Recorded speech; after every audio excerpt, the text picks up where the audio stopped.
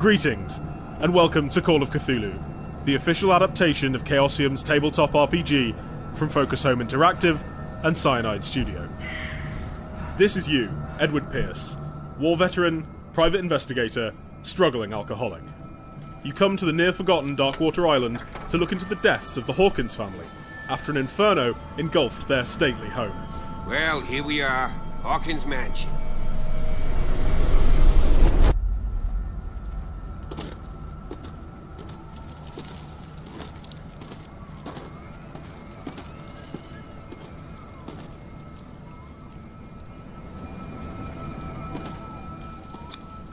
$1693. This house is much older than it seems.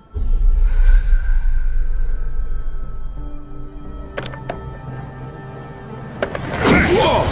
Whoa! You were trying to force the door, you nosy prick! Easy, sir, all right? Put down the axe. You know what we do with rubble like you?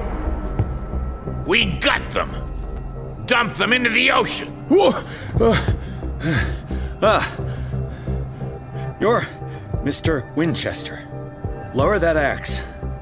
Let's talk calmly.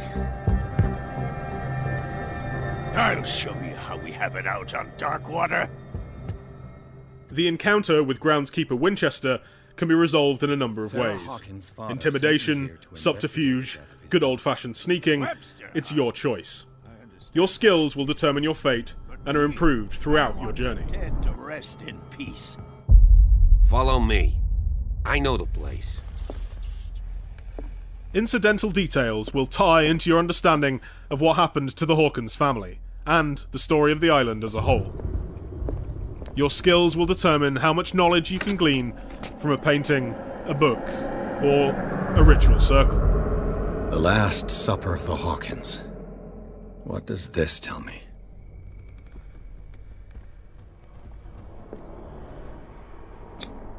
They seem happy, but Charles is already looking off into the future.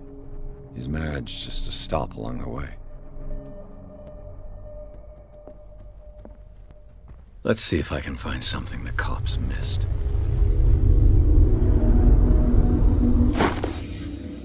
They had a fight.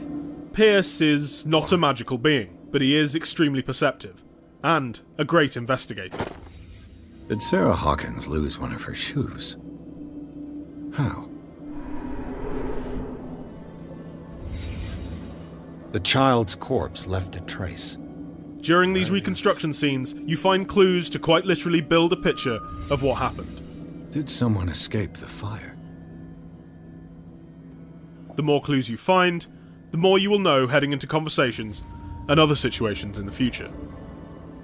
If the painting I found on the docks really came from here, how come it didn't burn? Of course, in Call of Cthulhu, knowledge has a price, and blissful ignorance is sometimes preferable. The more you discover, the closer you come to truth, the further you push your sanity to the brink and risk the abyss of madness.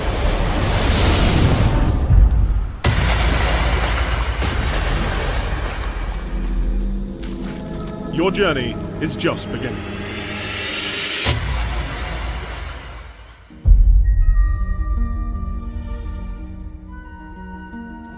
So, Chaosium takes a very rich universe of Lovecraft, with cosmic horrors, ancient gods, and they make this pen and paper RPG.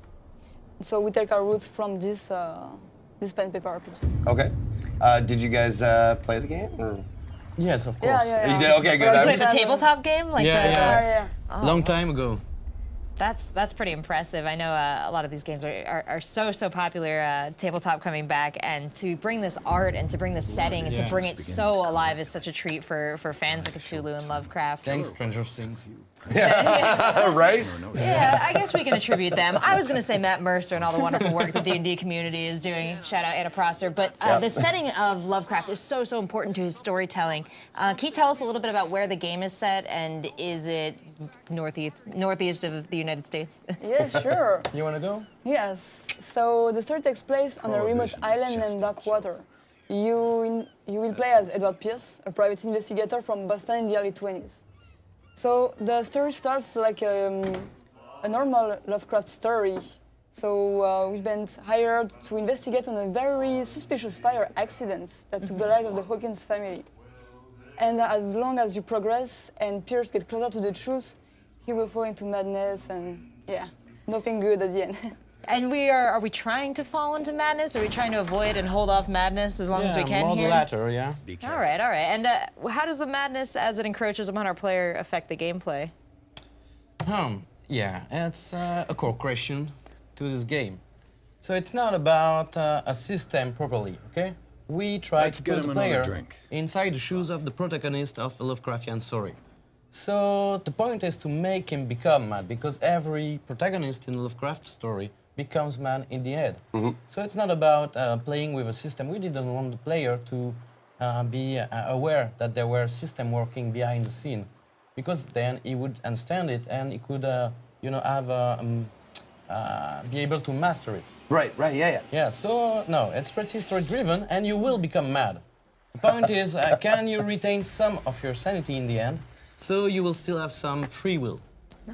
I absolutely love that there are things that the player cannot see and does not know as they go through. I'm sure, like, since it's very story-driven, like, do your choices, like, affect everything, like, around you and that kind of stuff? A photograph. Yes, not every choice, but yeah, you have at several points in the game some very important choices or action to take or not to take, or decision to know about something or to just ignore it. These are the step the player can choose. Excellent. As you're traveling through this game, do you stop and pick up bits of collectibles or lore or stuff like that? All about information. Okay. So it's like hunting for clues. Yeah, but not in a Sherlock way. Okay. It's more about, at the beginning, this is an investigation. Okay. But as your protagonist begins to understand that he put his fingers into something very horrific, then he will decide that, it's not a superhero. So he will just say, oh, I just got to get out of here. Right. Yeah, so it's, in the end, not very much a game of investigation. It begins like a normal case, as in most of Lovecraftian story. But then it follows up with some kind of survival pursuit. How linear is the story progression?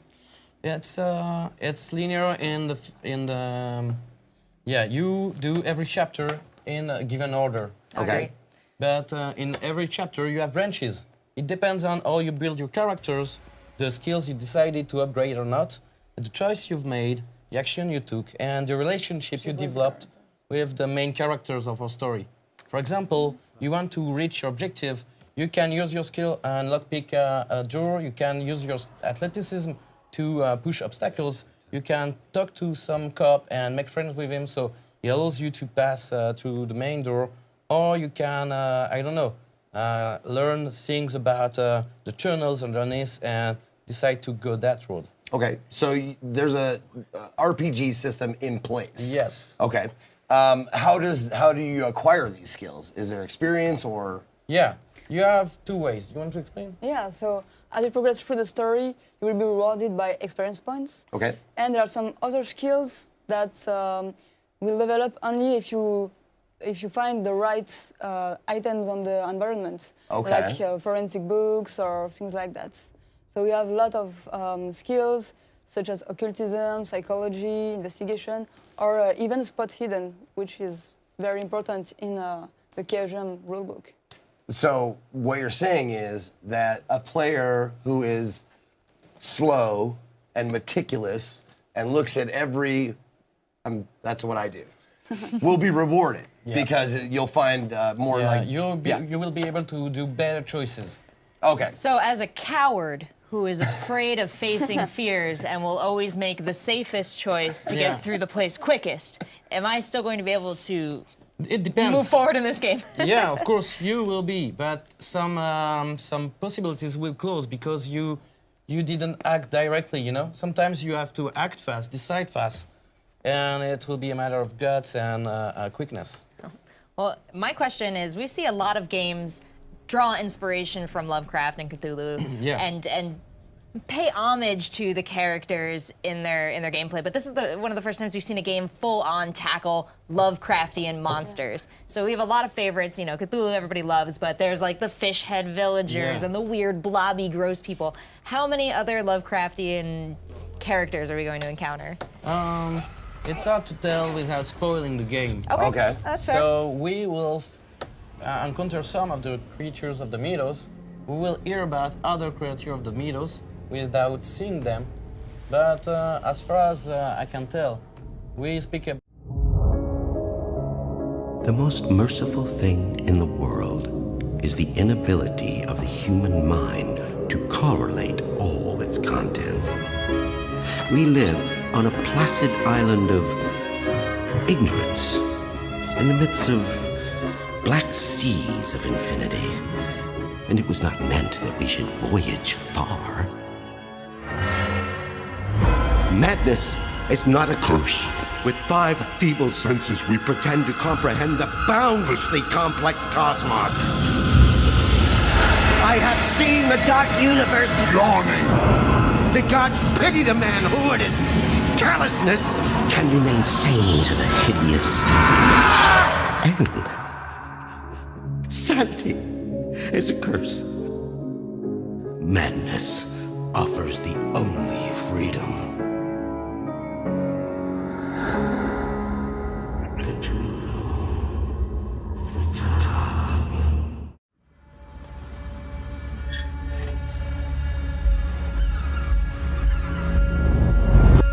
And here's patient number 3. See, Margaret, from the way his hands are trembling, the subject's brain is still functioning, in spite of the post-traumatic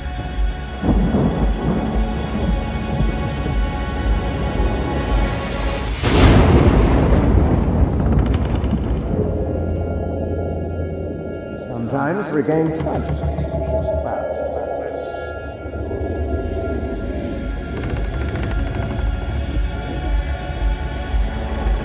And sinks back into sleep. Hey, you! Stop right there! Come on, come back here!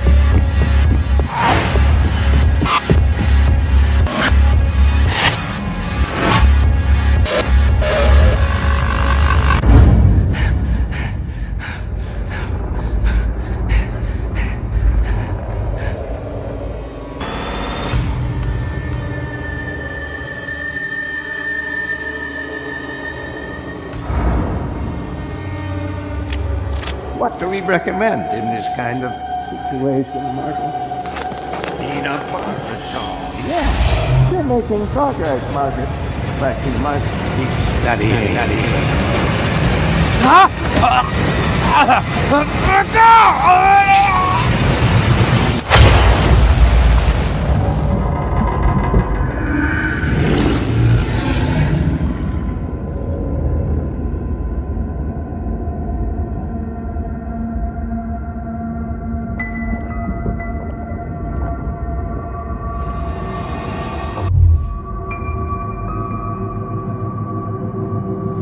Mr. Pierce.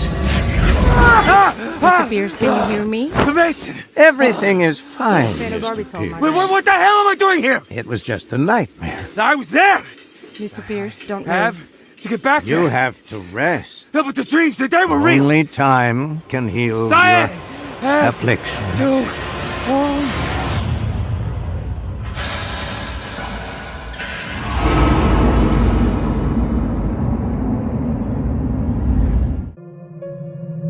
My beloved son, he's... I don't trust them. You must help me, Mr. Pierce. a monster! Are you sure these paintings were hers? This creature is an insult to God. Cast it back into the sea. They are not in the spaces we know, but in between them. Dozens of dead whales floating belly up with unexplained lacerations. That's what I heard. People fear darkness, but if I were you, I would fear light. Fire was an accident. The case is closed. The bodies, they don't match. Turn back while you still can. There's nothing to find here. I have seen things. Dreams of the deep, of a lightless city. Have you had those dreams as well? He's dreaming. He will awake.